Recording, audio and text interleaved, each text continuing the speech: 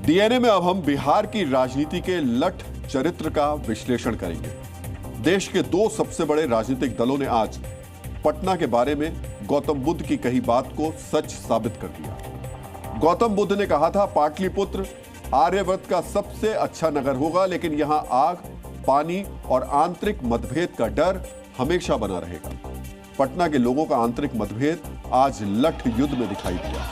BJP और कांग्रेस के कार्यकर्ताओं में बटे ये लोग एक दूसरे पर लाठी डंडे चला रहे थे। वैसे तो इन लोगों के हाथों में अपनी अपनी पार्टी के झंडे थे, लेकिन इन्होंने झंडे को डंडे में बदलने का जो हुनर दिखाया, उससे इनके हाईकमान भी हैरत में पड़ गए। कई ऐतिहासिक युद्ध का गवाह रह चुका पाटलिपुत्र में आज का लठ युद्ध राजनीतिक मर्यादा को तार तार करने वाला है।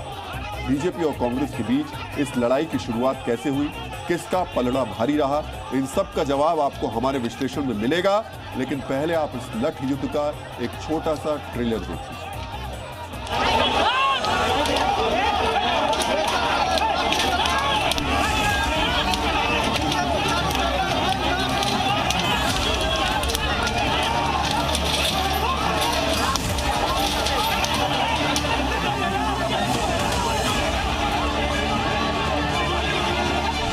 दिखा रहा है, बॉडीगार्ड से पिस्टल दिखा रहा है। राहुल गांधी की ताकत है, गोली चलाओ राहुल गांधी। अब सवाल है, ये नौबत क्यों आई? ऐसा क्यों हुआ कि बीजेपी और कांग्रेस के कार्यकर्ता एक दूसरे पर डंडे बरसाने लगे? तो इस लठ युद्ध का शंखनाद 2 दिन पहले हुआ था। 2 दिन पहले दरभंगा में कांग्रेस के मंच से प्रधानमंत्री मोदी को अपशब्द कहा गया, उन्हें गाली दी गई, जिसके बाद आज सुबह बीजेपी के कार्यकर्ता पटना में कांग्रेस के दफ्तर सदाकत आश्रम में प्रदर्शन करने के लिए पहुंचे। कुर्जी चौराहे से कांग्रेस दफ्तर तक जाने वाले प्रदर्शनकारियों का नेतृत्व बिहार सरकार के मंत्री नितिन नवीन और संजय सरावगी कर रहे थे। इस दौरान कांग्रेस के कार्यकर्ता भी अपनी पार्टी का झंडा लेकर कांग्रेस दफ्तर के बाहर आके खड़े हो गए। उसी समय दोनों दलों के कार्यकर्ता आमने सामने आ गए और थोड़ी ही देर में यह प्रदर्शन लठ युद्ध में तब्दील हो गया। लाठी डंडे के साथ बीच बीच में ईंट और पत्थर भी फेंके जा रहे थे, यानी पटना में माहौल पूरी तरह हिंसक था। दोनों दलों के कार्यकर्ताओं के हाथ में पार्टी का झंडा था। हुनर देखिए, इन्होंने झंडे को डंडे में बदल दिया और उसके बाद पटना का पूरा माहौल ही बदल गया। अपने अपने सामर्थ्य, अपनी अपनी क्षमता के हिसाब से लाठियां दोनों तरफ से चलाई जा रही थी। लेकिन एक कार्यकर्ता जो इस पूरी लड़ाई में लठैत नंबर 1 बनकर उभरे, वो रहे ये बंडी वाले भाई साहब। अकेले दम पर चारों तरफ लाठियां भाग रहे थे, हर तरफ से उन पर लाठियां चल रही थी, लेकिन वो अकेले दम पर न सिर्फ उन्हें रोक रहे थे, बल्कि पलटवार भी कर रहे थे। अगर लाठी चलाने की कोई प्रतियोगिता होती तो इनको स्वर्ण पदक मिलना तय था। खास बात यह है कि पटना की जो पुलिस लाठीचार्ज करने के लिए सबसे ज्यादा जानी जाती है, याद कीजिए अपने दिमाग में, कोई भी छोटा मोटा प्रदर्शन होता है, जो लाठी चलाने में एक्सपर्ट पटना की पुलिस है, वो कहीं भी तुरंत आती है और लाठियां चलाना शुरू कर देती है। लेकिन आज उसने एक बार भी लाठी का इस्तेमाल नहीं किया। दफ्तर के कैंपस में भी लाठी डंडे से जोर आजमाइश का यह सिलसिला चलता रहा। इस दौरान वहां खड़े एक ट्रक को भी निशाना बनाया गया, उसके शीशे चकनाचूर कर दिए गए।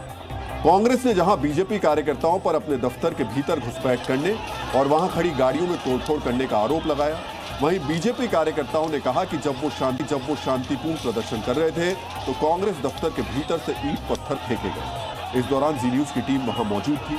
ग्राउंड जीरो से जी न्यूज की यह रिपोर्ट आज आपको बहुत ध्यान से जरूर देखनी चाहिए।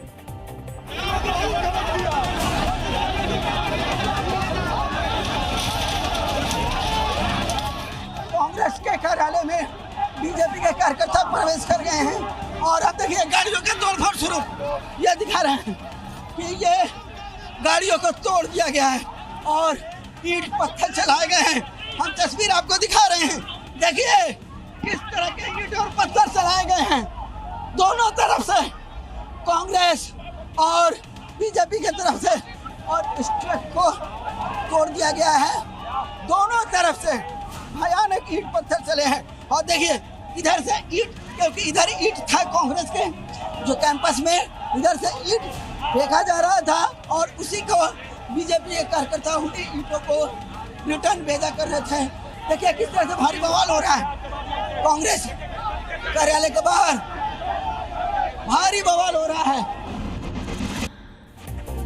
जब कैंपस के अंदर हंगामा काफी देर तक चला, हिंसा रुकने का नाम नहीं ले रही थी, तब पुलिस का सब्र भी जवाब दे गया पुलिस के एक अधिकारी ने अपनी पिस्टल निकालकर हंगामे को रोकने की कोशिश की। पुलिसकर्मी ने बीजेपी की प्रदेश उपाध्यक्ष अनामिका पासवान पर पिस्टल तान दी। ये अलग बात है कि पुलिसकर्मी की धमकी के बावजूद लाठी डंडे चलते रहे। यहां तक सवाल हिंसा की शुरुआत का नहीं है, और अगर वहीं की तरफ होता तो ठीक रहता। दोनों दलों के कार्यकर्ता एक दूसरे पर अब आरोप लगा रहे हैं। कोई तैयारी में नहीं थे, हम तैयारी में होते तो 100 लोग के साथ होते। हम एक संकेतनात्मक 50-20 लोग के साथ थे। ईंट इधर से पहले नहीं चला, ईंट उधर से चलना हुआ है, दरवाजा उधर से तोड़े गए हैं। कोई एक बॉडीगार्ड थे जो पिस्टल हम लोगों पे टान दिए, खासकर मैं वहीं पे थी, और हमें बोला गया कि मैं गोली चला दूंगा, आप पीछे जाइए। 400-500 करता है ताबड़तोड़ झंडा को भारतीय जनता पार्टी के झंडों ने फेंका, मारते गए। मेरी पगड़ी नहीं होती तो मेरा सीधा भी खून होता। अंदर से इतना बड़ा पत्थर फेंका जा रहा है, 2-3 कार्यकर्ताओं को पत्थर लगा है। उसके बाद हम लोग गए तो अंदर से पिस्टल निकालने की बात कर रहा है। हमारे कार्यकर्ताओं पर लाठियां चलाई, कितने के सर फूटे हैं। ये गुंडागर्दी बर्दाश्त नहीं होगी किसी भी हालत में। एक तरफ 20 गो और एक तरफ 500, कैसे हो जाएगा संभव बताइए? अगर दोनों तरफ से चलता तो क्या कांग्रेस पार्टी खुद से अपना शीशा फोड़ लेती? कांग्रेस पार्टी खुद अपना गाड़ी का क्षति पहुंचा दी, शीशा फोड़ लेती। ईटा पत्थर उन्होंने चलाया है और ईंट का जवाब पत्थर से देंगे। अब आप इस वीडियो को देखिए। ये सीन कार्यकर्ताओं की ओर से अपनी ही पार्टी के झंडे के अपमान से जुड़ा हुआ है। पटना में जब लाठी डंडे चलने बंद हुए, उसके बाद दोनों पार्टियों के झंडे जमीन पर पड़े थे। उस समय उन्हें पार्टी के अपमान का कोई ध्यान नहीं था। जिस झंडे की शान में ये लोग अपने विरोधियों पर हमला कर रहे थे, अपनी जान जोखिम में डाल रहे थे, उसी झंडे के ये लोग अपमान कर रहे थे। राजनीतिक झंडा किसी पार्टी के लिए सिर्फ कपड़े का टुकड़ा नहीं होता है, वो उसके विचार, संघर्ष, पहचान और जनभावना का प्रतीक होता है, जिसके जरिए जनता से भावनात्मक जुड़ाव बनता है। कहा जाता है राजनीतिक कार्यकर्ताओं के लिए पार्टी का झंडा पवित्र होता है, लेकिन आज की हिंसा के दौरान दोनों पार्टियों के कार्यकर्ताओं को इस बात की फिक्र नहीं थी कि जमीन पर झंडा फेंकने से भी पार्टी का अपमान होगा। अगर पार्टी के लिए सम्मान होता तो ये लठैत कार्यकर्ता जमीन पर पार्टी के झंडे को फेंक कर नहीं जाते। अब आपको इस लठ युद्ध का स्कोर कार्ड भी बता देते हैं। इस लड़ाई में दोनों पार्टियों के 20 से ज्यादा कार्यकर्ताओं को चोट लगी है। कुछ कार्यकर्ता ऐसे भी हैं जिन्हें गंभीर चोट लगी है। वीडियो देखकर ऐसा लग रहा है कि बीजेपी का पलड़ा भारी रहा। लाठी डंडे से इस लड़ाई को लेकर विपक्ष के नेता राहुल गांधी ने बीजेपी पर निशाना साधा। राहुल ने एक्स पर पोस्ट किया, सत्य और अहिंसा के आगे असत्य और हिंसा टिक ही नहीं सकते। मारो और तोड़ो, जितना मारना तोड़ना है, हम सत्य और संविधान की रक्षा करते रहेंगे, सत्यमेव जयते। राहुल गांधी जहां कांग्रेस कार्यकर्ताओं को पीड़ित बता रहे हैं, वहीं प्रधानमंत्री के खिलाफ अपशब्दों से बीजेपी बेहद नाराज है। आज गृह मंत्री अमित शाह ने गुवाहाटी की रैली में राहुल गांधी पर निशाना साधा। ये घुसपैठिया बचाओ यात्रा जो उन्होंने बिहार में निकाली है, उसमें राहुल गांधी के स्वागत के मंच पर से नरेंद्र मोदी जी की स्वर्गीय माता जी के लिए अपशब्द बोलकर सबसे घृणित काम कांग्रेस के नेताओं ने किया है। हर कांग्रेस नेता ने मोदी जी के लिए अपशब्द कहे। कांग्रेस के नेता क्या समझते हैं? इस प्रकार की भाषा का प्रयोग कर कर आपको जनादेश प्राप्त होगा क्या? पटना में पीएम के अपमान के मुद्दे पर लाठी युद्ध के बीच आज दरभंगा पुलिस ने गाली देने के आरोपी को गिरफ्तार कर लिया। गिरफ्तार आरोपी रिजवी उर्फ राजा पेशे से ड्राइवर है, साथ ही पंचर की दुकान भी चलाता है। 2 दिन पहले दरभंगा जिले के बिठौली में कांग्रेस के मंच से पीएम के लिए अपशब्दों का प्रयोग किया गया था। इस मामले में यूथ कांग्रेस के नेता मोहम्मद नौशाद को भी आरोपी बनाया गया है, जिन्होंने ये मंच सजाया था। हालांकि कांग्रेस ने आरोपों से इनकार किया है। इन्हीं के एजेंट घूमते रहते हैं, करते रहते हैं बदमाशी, और फिर यही मुद्दा बनाते हैं ताकि यात्रा से ध्यान हटा सके। ये बौखलाए हुए हैं हमारी इस यात्रा से। इनकी चोरी पकड़ी गई है, इसलिए बौखलाए हुए हैं।